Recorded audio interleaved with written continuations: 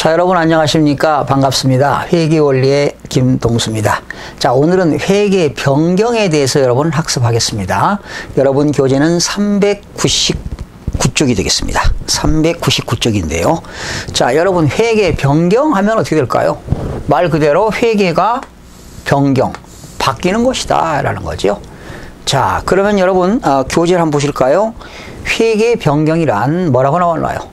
기업회계 기준 또는 관계 법령이 개정되거나 또는 제정, 또는 경제 환경 변화에 따라서 기술 및 경영 환경 변화 등으로 인해서 기업이 현재 채택하고 있는 회계 정책이나 또는 회계 추정 등을 바꾸는 겁니다. 그래서 한마디로 회계 변경에는 두 가지가 있습니다.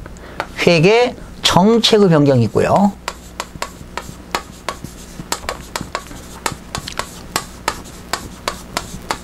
말 그대로 회계 정책이 바뀌는 거예요. 그 다음에 또 하나는 회계 추정의 변경이 있습니다.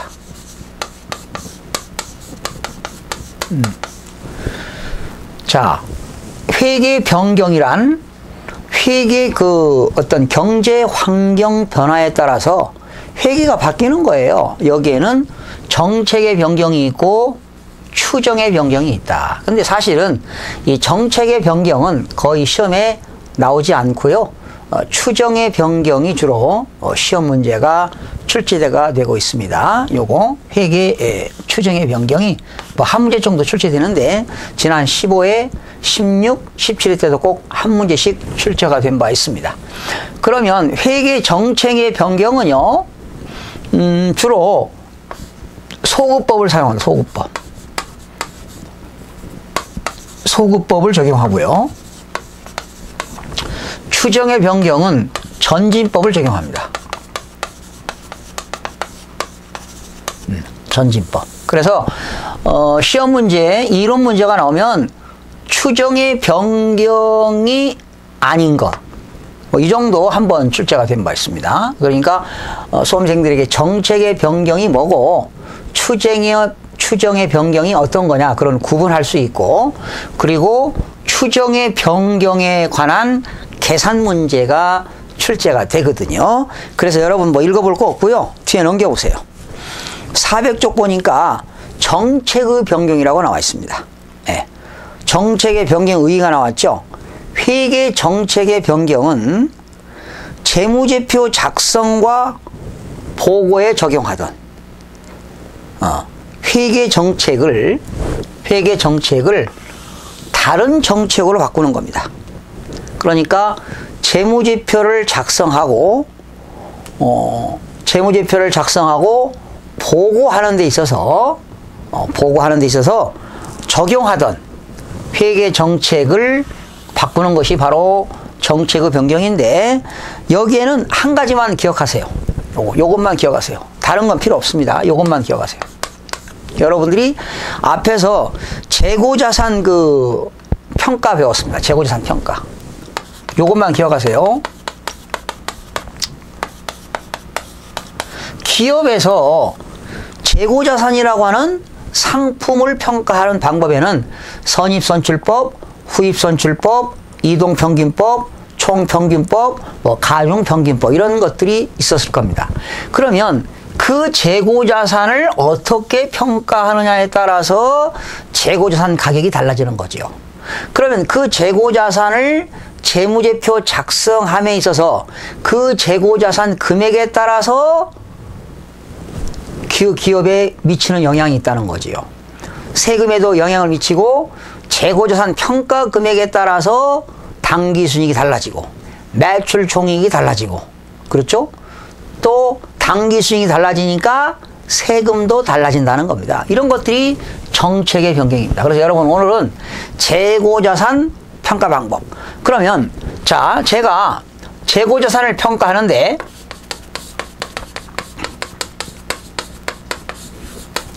만약에 선입선출법을 평가했어요.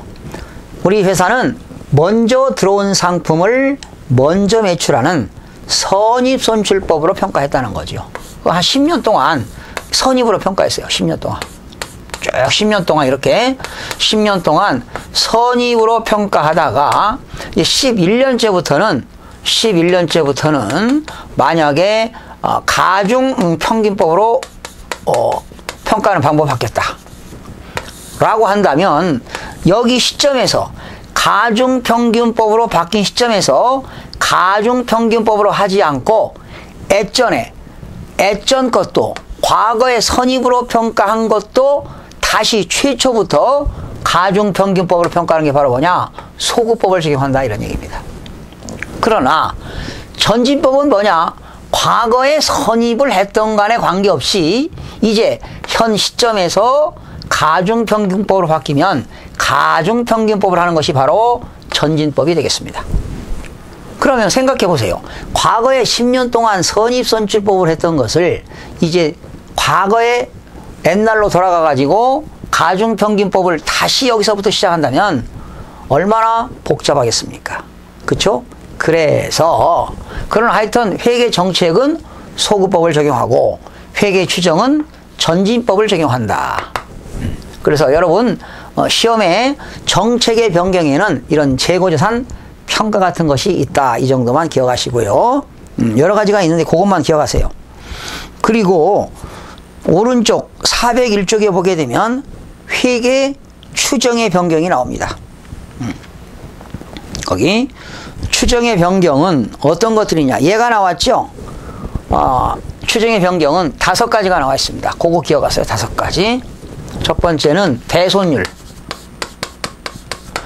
자, 여러분 내가 대손율이 바뀌었어요. 대손율.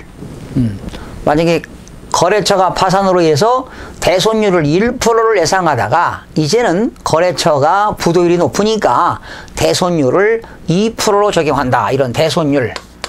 이런 것들이 되겠고요. 두 번째는 재고자산 진부합니다.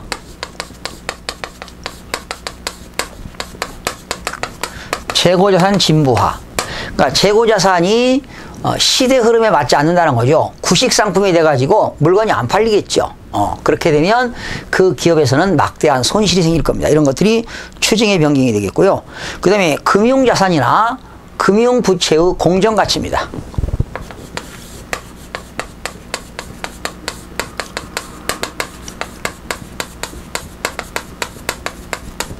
금융자산이나 금융부채의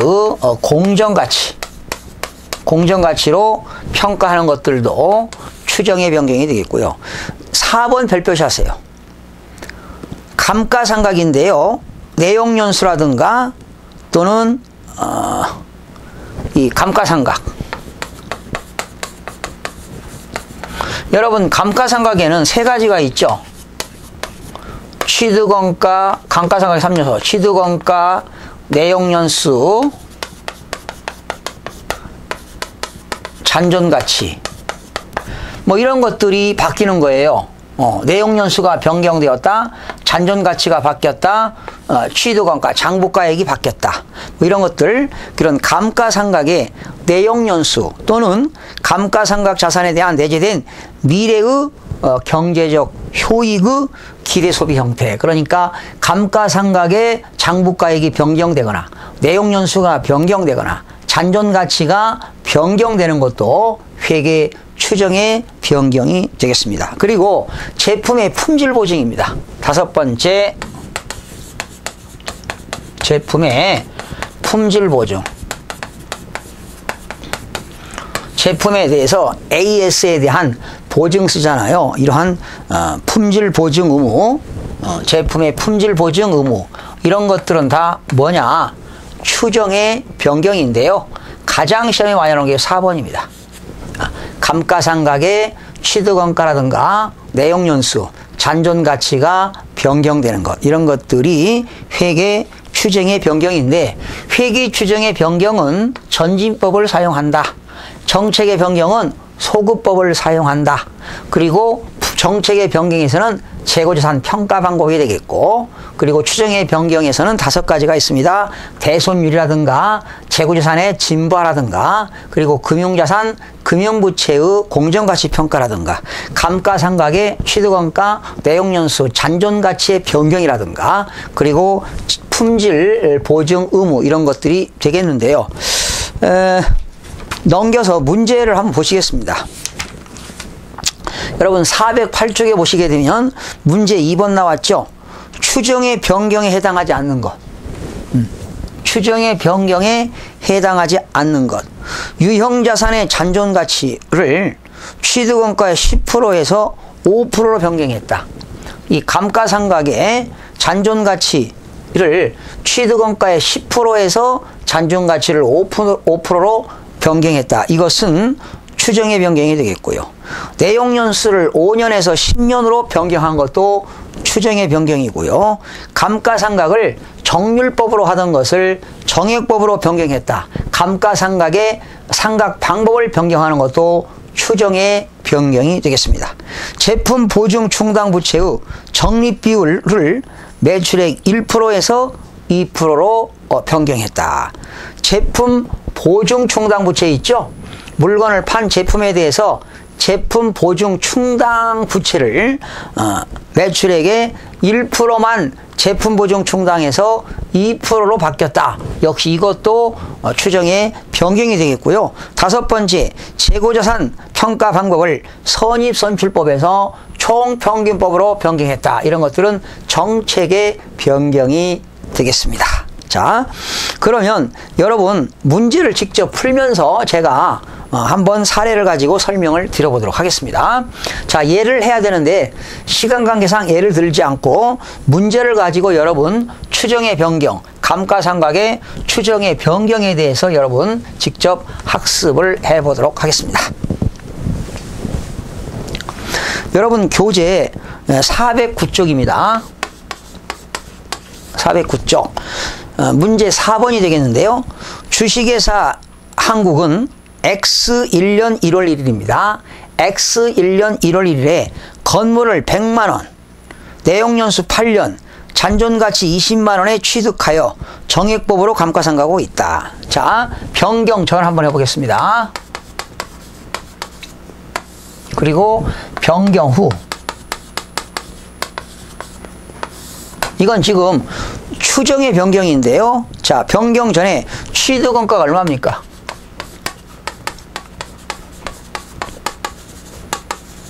취득원가가 100만원이 되겠고, 그리고 내용연수. 내용연수는 8년입니다. 그리고 잔존가치. 잔존가치는 20만원이죠. 이것을 정액법으로 상각하고 있습니다. 정액법. 자, 그러면 거기까지 상각하고 있다. 그러면 정액법을 한번 해볼까요? 지금 이게 X1년입니다. X1년입니다. X1년인데 이게 샀으니까 자, 정액법은 내용연수분의 취득원가 마이너스 잔존가액이죠. 내용연수가 몇 년입니까? 내용연수 8년. 취득원가가 얼마입니까? 100만원. 잔존가치 얼마입니까? 20만원. 그러면 8분의 80만원이니까 1년에 1년분 감가상각비는 10만원 되겠죠.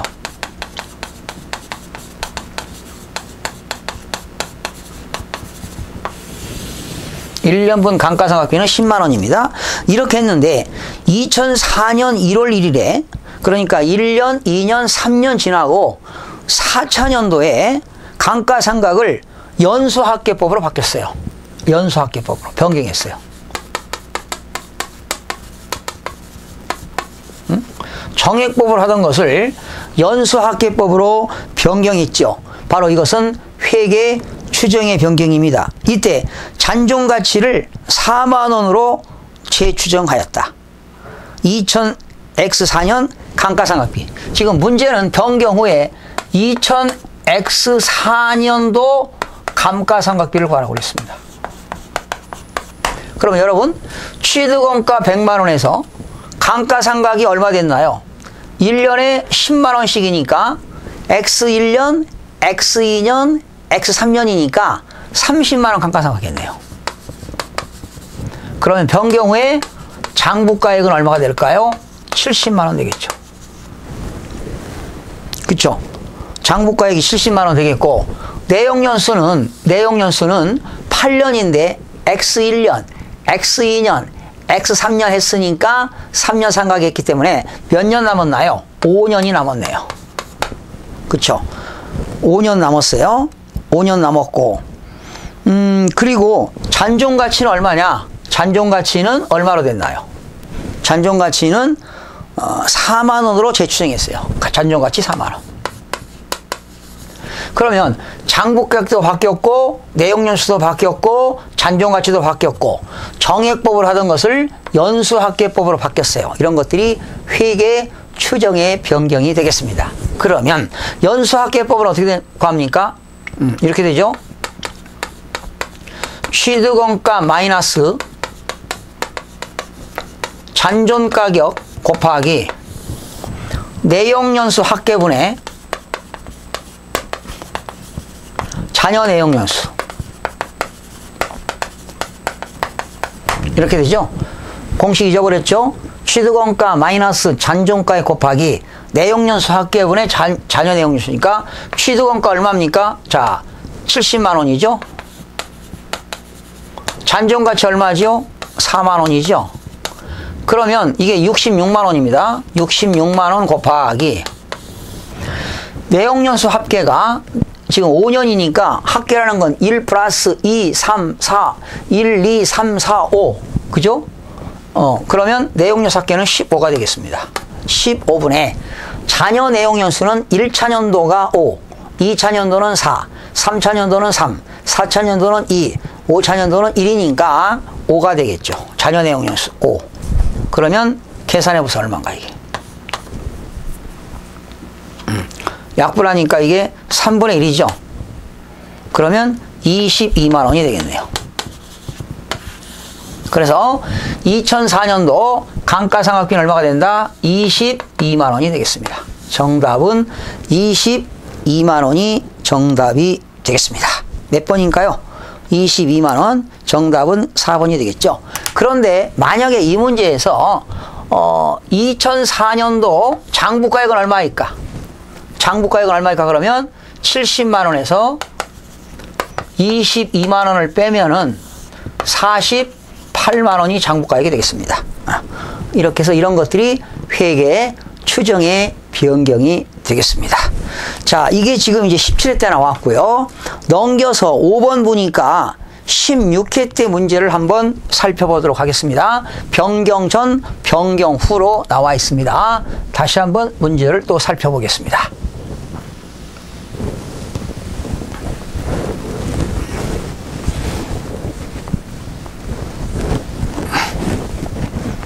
자, X1년입니다. X1년. X1년도 초에 영업용 차량 운반구를 10만 원입니다. 취득원가 10만, 맞죠? 취득원가, 만 원이네요, 만 원. 차량 운반구 취득원가 만 원. 그리고 내용연수 5년.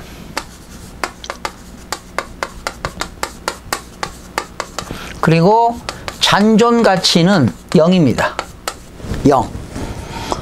이거를 정액법으로 감가상각하여 오다가 2002년 X2년부터 감가상각을 연수합계법으로 변경하였다. 그러니까 1년 사용하고 2년째부터 바뀐 거죠. 재무상태표에 표시되는 차량 운반구의 줄차요. 장부가액을 물어봤네요. 장부가액. 그러면 보세요. 내용연수 5년이죠. 취득원가 만원. 잔존가치 0이니까 얼마가 될까요? 2만원, 2천원인가요? 그쵸? 매년 감가상각이 2천원인데, 지금 X1년도 2천원 했으니까, 지금 X2년도에 장부가액은 얼마가 될까요? 8,000원 되겠죠? 장부가액. 장부가액은 8,000원이 되겠고, 내용연수가 5년인데 1년이 지났기 때문에 몇 년 남았나요? 4년 남았죠, 4년. 그리고 잔존가치는 변동이 있어요, 없어요? 없네요. 0이죠. 그러면 연수합계법이니까 이때 취득원가 마이너스 잔존가액 곱하기 내용연수 합계분의 잔여내용연수니까 취득원가가 8,000원이고요. 잔존가액은 없으니까 곱하기 4년이기 때문에 1 플러스 2 플러스 3 플러스 4. 그럼 얼마입니까? 10분의 최초 잔여내용연수는 4년이 되겠죠. 그러면 10분의 4가 되지요. 그러면 감가상각비는 얼마가 될까요? 3,200원인가요? 그러면 X2년도에 감가상각비는 얼마이냐? 그러면 정답은 3,200원이 되겠습니다. 그러나 물어본 건 뭘 물어봤나요? 장부가액을 물어봤어. 장부가액. 장부가액이 얼마입니까? 8,000원에서 3,200원 빼니까 장부가액은 얼마가 될까요? 4,800원이 되겠습니다. 네. 4,800원. 이것이 정답은 4,800원이 되겠어요. 그러니까 변경 후 정액법으로 감가상각하다가 연수합계법으로 감가상각하는 그런 변경은 회계 추정의 변경이 되겠습니다. 그러면 정답은 그러니까 문제에서 감가상각비를 물어봤으면 3,200원이 되겠고 장부가액을 물어봤으니까 4,800원이 되겠습니다. 자, 이제 이렇게도 나올 수 있고요. 또 이렇게도 나올 수 있습니다.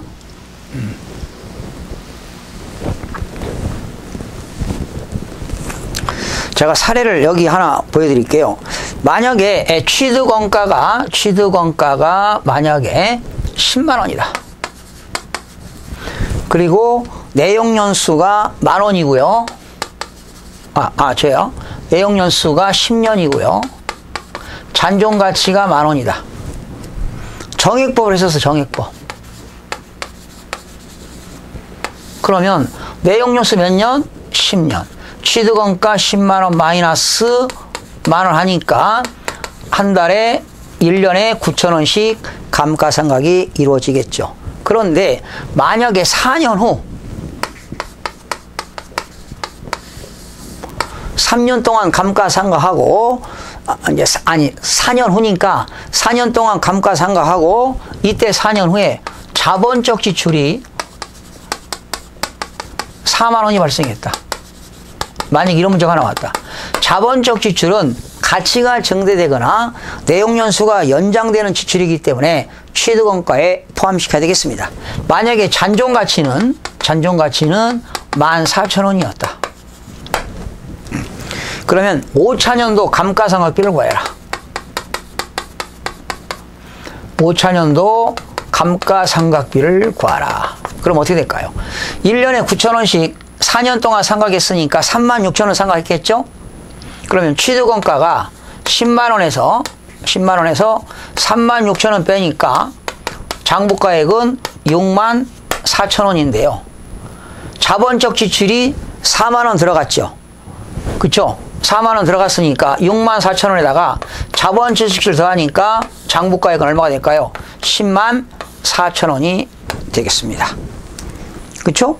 그리고 내용연수가 10년에서 4년 동안 상각했으니까 이제 몇 년 남았어요? 몇 년 남았나요? 내용연수가 원래 10년이었는데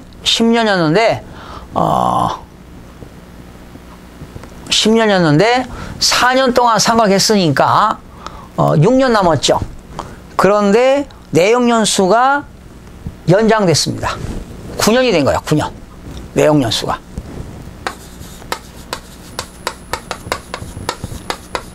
9년으로 연장됐다면 어떻게 될까요? 여기서 잔존가치 얼마? 14,000원 빼니까 9만 원이죠.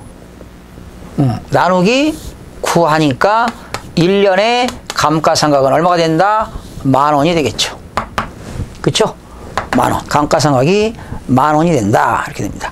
만약에 장부가액은 얼마가 될까요? 그럼 어떻게 될까요? 장부가액은 104,000원에서 감가상각 10,000원을 빼니까 장부가액은 얼마가 될까요? 94,000원이 되겠죠.